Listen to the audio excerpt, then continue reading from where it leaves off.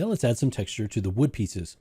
So let's start with the cowl, which is the carved piece here. And inside of the smart materials, you'll find a bunch of different kinds of wood that you can experiment with. You can then go in and reverse engineer all the layers that go into those smart materials and see what is affecting what. So if we come all the way down here to the bottom, you can see there are these several different kind of woods and finishes. So we've got more of a red kind of a wood, we've got a kind of a dark brown, and you can see all of those, and you could drop them all onto your model and see how they look. Some of these are a little bit nicer, some of them are a little bit more worn. Here's one that's a little bit more finished. So we can just simply drop this onto our stack and see what that looks like. So this gives you a little bit more of a finished look, less of a raw wood look. We can also come into the wood and you can see all of the layers here. We have the dirt layer, and if we come into the dirt, we can see increase that grunge amount, change the dirt level. It appears in the crevices. And so we have control over a lot of these things. We have also the colors for the wood fibers, small and medium. We also have a base that is driven by this gradient. And so you can see here are the two colors of the gradient. If you were to come into one of these colors, kind of darken this up, you can see how that affects the overall look. So we could brighten things up. We could desaturate things a little bit. Then you can see the grain there. Now, if we go into our fibers that has this noise on it, let's go in and on the scale, I'm going to choose 1. And you can see we can change the scale on that. So we can come into these wood fiber layers and we can change this scale on these. Let's change it to 2.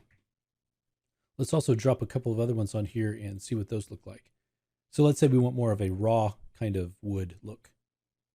So here you can see that. Now you can go in and take the patterns. So grab this pattern. You could rotate it. You could go in here and change the scaling of it. You could go into the mask and you see there's a wood generator here. And so we can change the scale of that, increase that to make it the scale of the wood. But you can see you can really see the raised grain, which makes it look a little bit too rough, I think, for this kind of a character. I want to have something a little bit more finished looking, something that's been worked a little bit more. So we can try some of these other ones.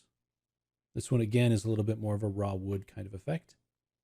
If you go into all and you just search wood, you can see that you actually have a wood alpha, a wood pattern that you can use in addition to your materials that we have here.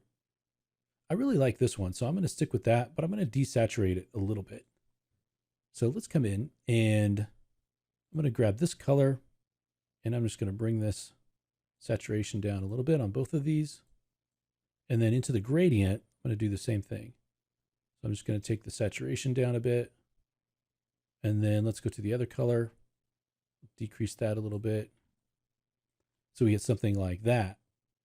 Now let's go into the wood fibers. I'm going to choose the wood fibers here. Let's go ahead and increase the scale to maybe 5. And I'm going to do the same thing up here.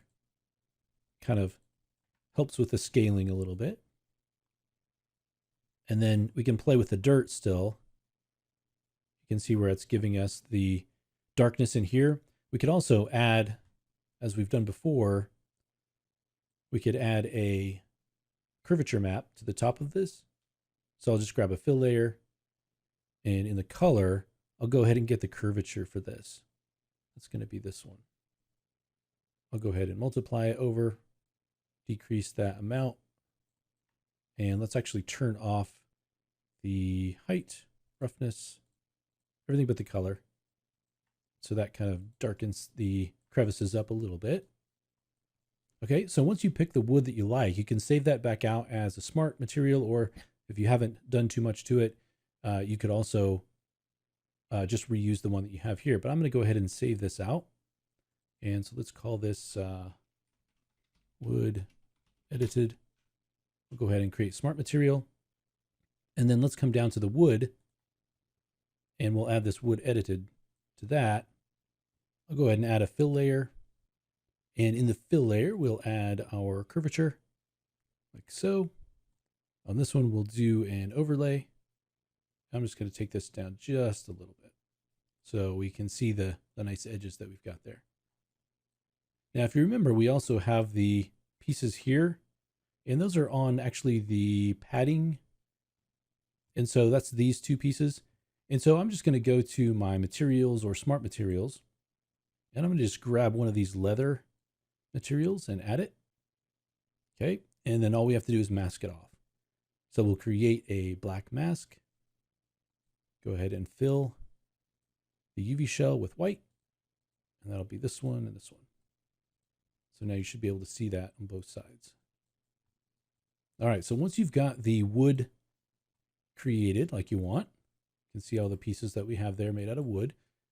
The next thing that we'll do is actually look at how we can export our textures out. Right now, we just have everything set up in these sort of random layers that we've created that are driving things like color and height and normal information and things like that. But we don't have anything that we can use inside of Maya or Arnold to actually do a render yet. We need to have very specific set of textures output. And that's what's great about Substance Painter is you can do all of this work with a really flexible workflow. And then only at the end do you output the specific textures to drive color, roughness, things like that for that specific output.